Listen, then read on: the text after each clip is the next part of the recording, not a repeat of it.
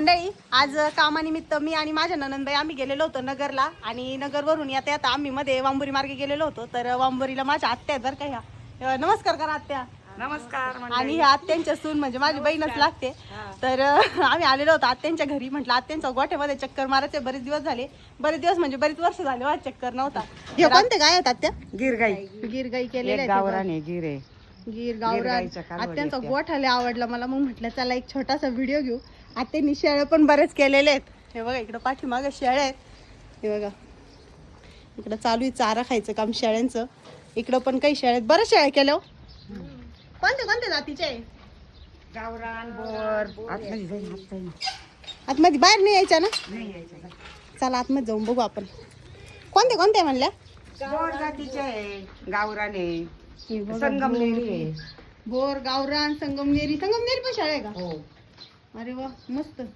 किती बरं अख्ख्या बोकडे केवढा मोठा आहे. घे त्याचा व्हिडिओ घे. कोणत्या याचा आहे तो? तो आताच क्रॉस आहे. गावरान संगमनेरी. गावरान संगमनेरी का? 33. आता आता हे शेळ्यांना तुम्ही हे करायला व्यवसाय चालू करायच्या वेळेस किती शेळ्यांपासून सुरुवात फक्त केली? 2 शेळ्यांपासून. फक्त 2. अयो माझा पण विचार चाललाय बरं का. तुम्हाला काय वाटतं कोणत्या जाती शेळ्या केल्या पाहिजे बरं? अशाच गावरान आपल्या साध्याच संगमनेरी. म्हणजे चांगलं हे होती हा चांगला ग्रोथ होत्या.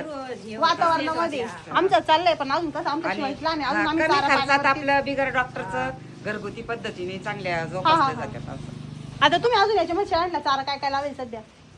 सध्या आपला गावरान घास, तुमचं सुपर नेपियर, रेड नेपियर आणि बाहुबली, मका आणि सगळा हा, चारा. ह्या सगळा चारा. बाहुबली गवत कसं आहे शेळ्यांना? शेळ्यांसाठी एकदम उत्तम आहे, खायला आणि आरोग्याला एकदम चांगलं आहे. तर मंडळी आत्यांच्या शेळी पालनाविषयी जी माहिती आहे तर तिचा मी थोडक्यात माहितीचा व्हिडिओ जो आहे तो आपल्या तृप्ती फार्मर या युट्यूब चॅनलवरती अपलोड केलेला आहे. मंडळी तुम्ही जर अजून आपला तृप्ती फार्मर हा युट्यूब चॅनल जर सबस्क्राईब केला नसेल तर चॅनलला जाऊन सबस्क्राईब करा आणि बेल आयकॉनवरती क्लिक करा जेणेकरून आपल्या नवीन व्हिडिओची नोटिफिकेशन तुम्हाला मिळत राहील.